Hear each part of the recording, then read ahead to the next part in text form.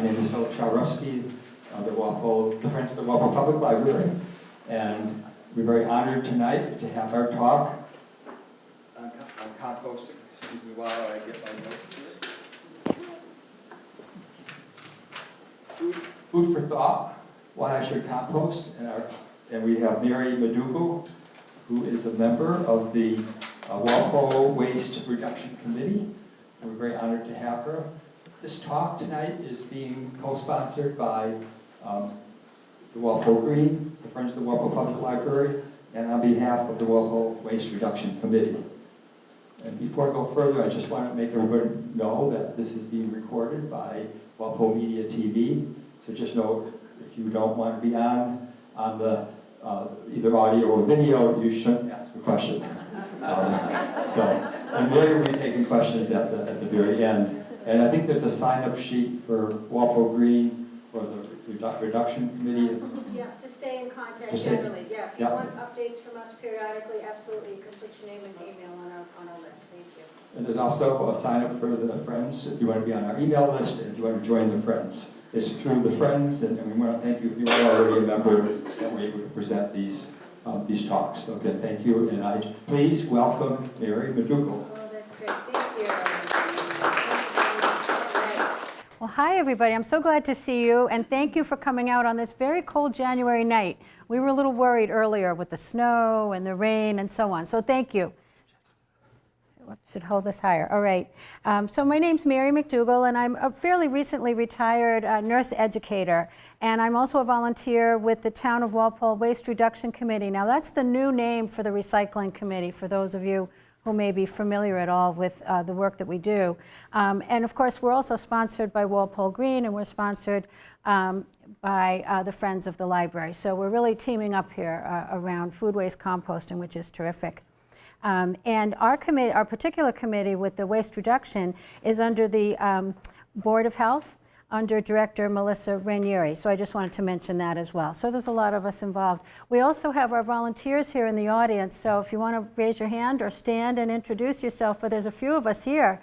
I think we have Nancy, and we definitely have Donna, and we have Alan here in the front. So that's great. There's a few of us working on this, you know, sort of teaming up, if you will. And we work on all kinds of waste reduction topics, right? So this particular committee was involved in the plastic bag ban that went through recently. You know, again, we all teamed up, and Jane, you're here too as well. You're on the committee. So, so lots of good work is being done, and of course, we're working on food waste reduction as well. So you have to hold the mic really close to your mouth to get for it to so, pick up. All right. Like really close. Okay. All right. Sorry. Oh, yeah. Sorry. All right.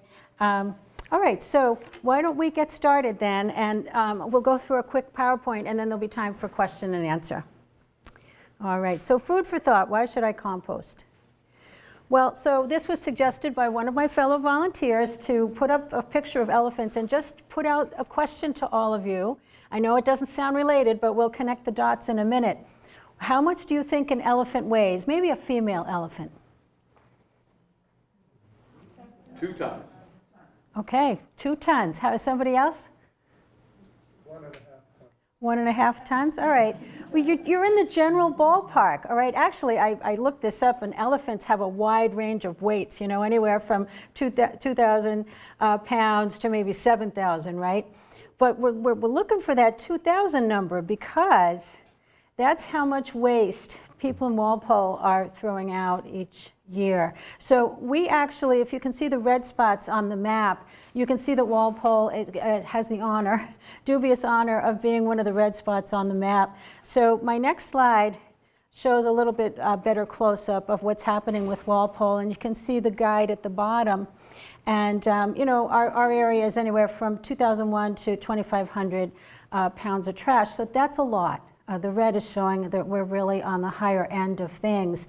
And so it really shows a need for work in the waste reduction department, right? And there's a spectrum there. There's food waste reduction, there's, you know, recycling, there's, you know, better use of resources and so on. But tonight we'll talk about the food waste reduction, of course. All right, so food waste is 20 to 30% of waste. It's very heavy. It's a heavy part of our trash. It's also more costly to haul away than other types of trash. And when sent to landfills and incinerators, contributes to hothouse gases. And actually, the catch there to that statement is we don't have any landfills anymore, I discovered. In Massachusetts, we only have incinerators. So we're really talking about, you know, running out of space to put things, put trash, and also this idea that hothouse gases are being created when we do send our trash to incinerators or landfills. And there's some fabulous data out there. So when we talk about 50 million tons of compostable waste, that's actually what is being said here. Now, these figures are from 2015, but Americans landfilled or incinerated over 50 million tons of compostable waste. Amazing numbers. That's enough to fill a line of fully loaded 18-wheelers stretching from New York City to Los Angeles 10 times. Hard to wrap your head around that, isn't it? So the big, big figures. And the next one is a similar kind of thinking with big figures. The amount of energy it takes to make and dispose of America's wasted food is equivalent to the annual CO2 emissions of 42 coal-fired power plants. Okay, so what is composting? Well, it's the breakdown of food and garden waste, and that would be your scraps from the kitchen, right? Your fruit and veggie scraps, your coffee grounds, your tea bags, etc., to enjoy a new life as rich, dark, nutrient-loaded soil. And you can see a picture there of some compostable materials. Even wine corks are thrown in there. And then you can see the compost that results.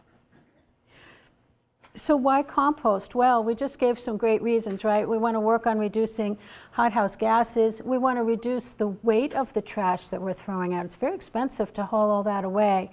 And so it's a cost-reducing maneuver as well. It increases the carbon in the soil, keeps the carbon out of the atmosphere, recycles nutrients. The list goes on. Saves water to promote healthy soil. Makes you more aware of how much food you waste, and there is a lot of food wastage in America, there really is.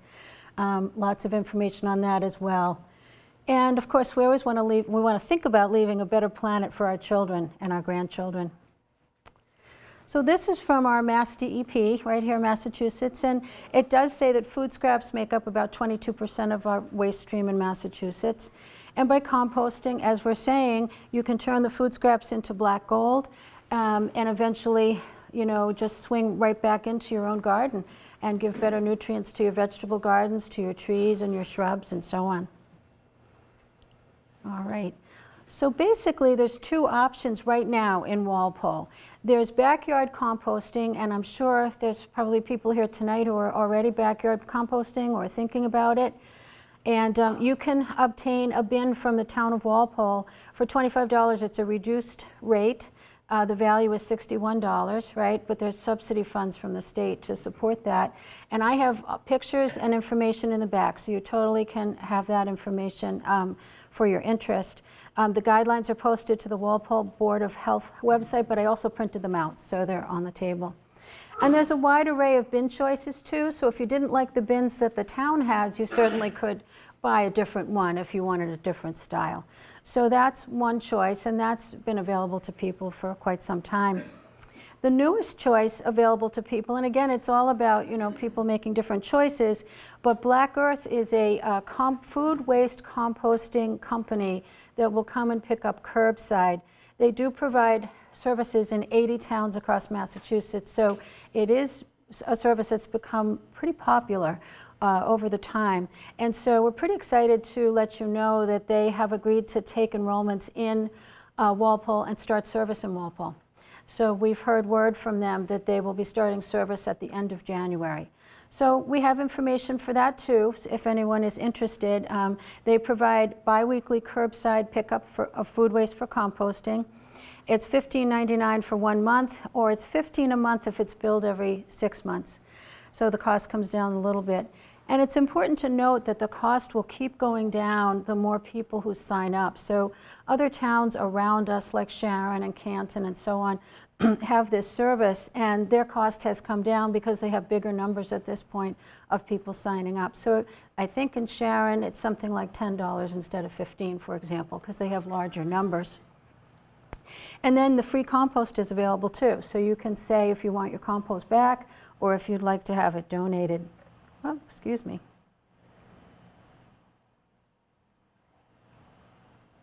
So getting started, again, I won't spend too much time on this, but I have information in the back, but certainly we did get questions over the time for people to say, well, you know, where do I start? And certainly you can start with a kitchen basket of some kind, and you can either line it with a compostable bag, or if you have a different type of container, maybe you skip the bag, but have a place in your kitchen where you can throw your food scraps as you're preparing meals. So you certainly would want something like that in your kitchen, and then you can move your food scraps to your larger container depending on what's happening for you. If you're using black earth, you would transfer your food scraps in here with a larger compostable bag or paper bag, because you want to keep the container relatively clean. And then they pick up every 2 weeks. So if you decided to do that, that's sort of what will be happening for you. This is an example of an apartment-sized bin that Black Earth will provide. This isn't one of theirs, but it's very similar.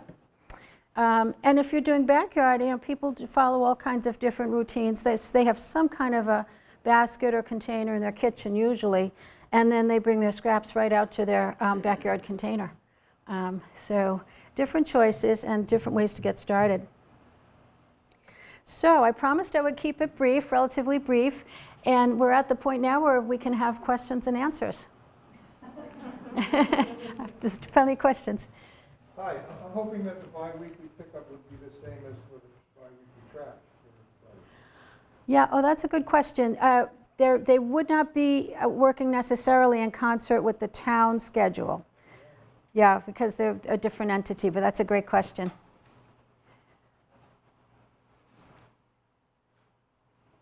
When you say you get the compost back from the green earth, like, what does that mean? They'll deliver you soil that's been at your request, or is there a time when that happens? Or? Right. I believe it's once a year, and yes, you can have a bag of composted soil delivered back to you. Yes. To answer that question, is it just a bag of soil, or can you get multiple bags? How does that work?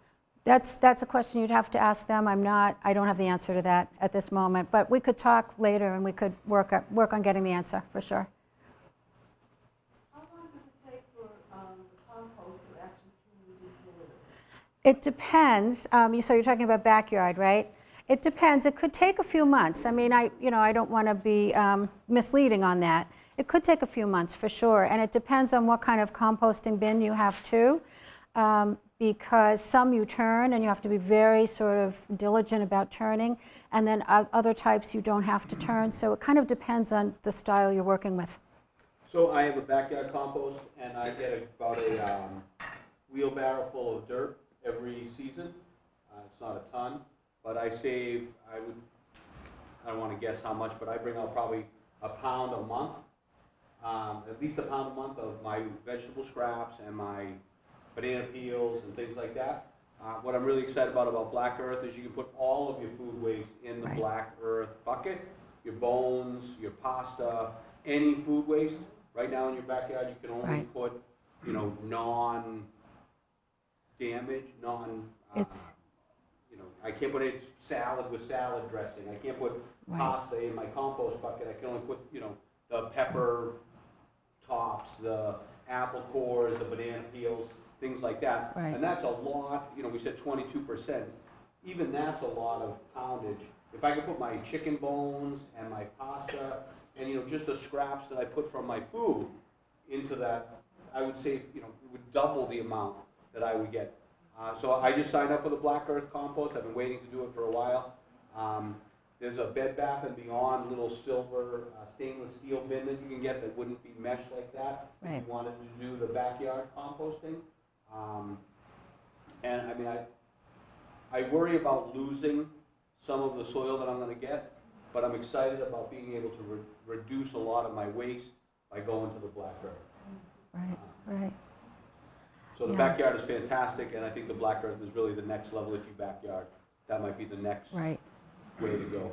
Right. That's an important distinction between the two for anybody who's trying to decide between the two. So backyard, there's sort of a limited list of things you can put into your backyard compost. And then the list expands if you're working with a curbside pickup because they're able to process the compost commercially.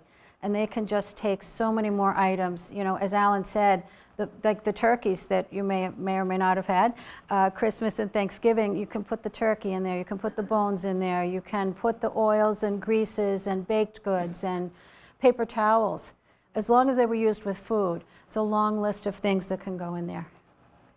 What about cake and bread and? Yes. I know you were saying pasta, Yes. that would go? All of that goes in can the black go. earth, yeah. Right, Can't do it right, in your backyard, but. No, I know, I don't, and I don't. right. That was good. So from what I understand, and I don't want to jump in, but they process all of the compost. So in your backyard compost, if you just turn it, it's not getting hot enough, and they're not treating it every step of the way. But Right. Black Earth will do that, turning it and making it get to a certain temperature to break it down back into the soil. And as a backyard composter, I guess we don't have that expertise or availability to be able to Right. do that each step of the way. Right, right. Yeah, and with the backyard too, I think that there's a concern too about animals that would get in there and sort of cart away some of the things you might put in there, like, clamshells or something like that. So you have to be careful what you put in the backyard. So anyone else, any other questions? Can you put clamshells in there? Oh, yeah, you can put this, I believe so. There's a whole list of things. I have it provided on the back table, sort of a yays and nays list, and it's on the Black Earth site as well. I didn't get to go down. No problem. Yeah, all your shells, clam shells, lobster, you can put those in your backyard too as well, but they take a lot longer to break down. They take a while, yeah, yeah. Backyard composting, can you put ash? Ash, you can put, you mean from your fireplace? No, from burning brush. That, yes, can that go in backyard? That go in your I- backyard compost, And yeah. I saw it on the list for Black Earth as well, yes. Just a note too, if you're burning, vegetation, trees and things, which, you probably shouldn't do, that also adds to climate change, but you can put that in your, if you have a garden, you can put that in your garden, 'cause that's a good source of. There you go. And you Yeah. can take your ash from your fireplace as well and put it in Right. the garden and in the compost. And if you happen to have, we have chickens, so if you have chickens, Yes. any animal you can, chickens or goats, you can put manure in your, if you're doing a backyard composting, you can put Yes. manure there, and that will hasten the breakdown. So I know having chickens is a big thing now, at least it was for a while, so that's another. That's a way good- that, there's a lot of synergy between, different farming, different backyard approaches to things. Absolutely, absolutely. And you can put that in the Black Earth as well. And Black Earth stipulates, although, that you can't put cat and dog manure, feces. You can't put that in there. But there's a list of other animals on there that you can actually use their output, so. Oh, yes. So, I'm just curious, so, we would, if we did this, we would get a bag of soil here. Where does the rest of the soil go, the compost, result of the compost? Yeah, good question. I don't know if they're working with, my impression is they're working with farms, sort of getting the compost back to the farms. But for a particular breakdown, we could ask them and we could get that back to you, for sure. Yeah, okay. So, let's say it starts next week, let's say that, then would I expect to go out to the curb Monday morning and find a green bin to start it?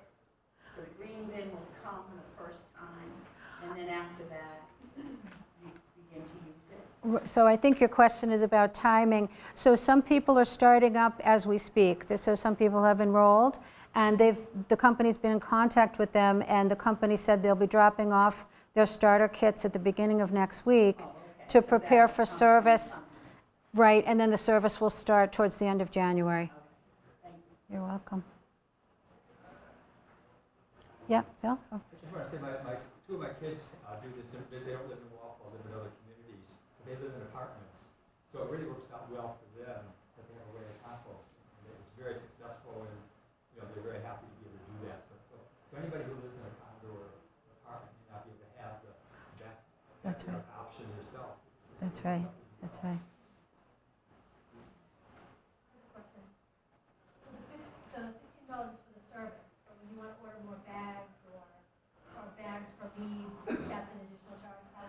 Right. You would have to order the biodegradable bags. You also can work with paper bags. So I'm sure every person will sort of make an individualized decision, but they do say on your site that you can work with paper bags as well.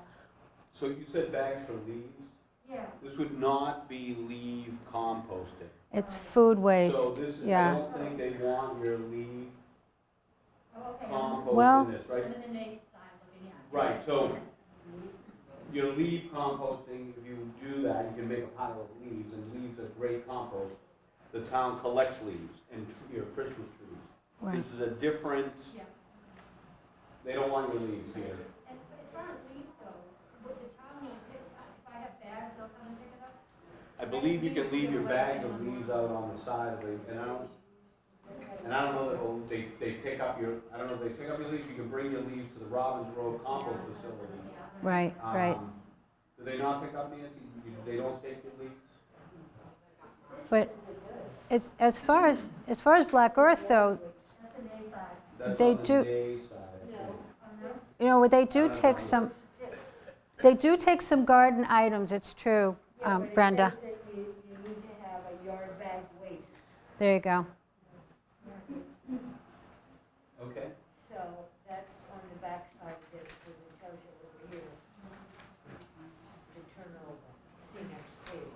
But you have to have a But certain. no Yeah. grass. No Okay, grass. yeah, okay. But The- you have to have a particular bag that's just yard waste. Right. Okay. So perhaps that yard. Yeah, Maximum 3 bags.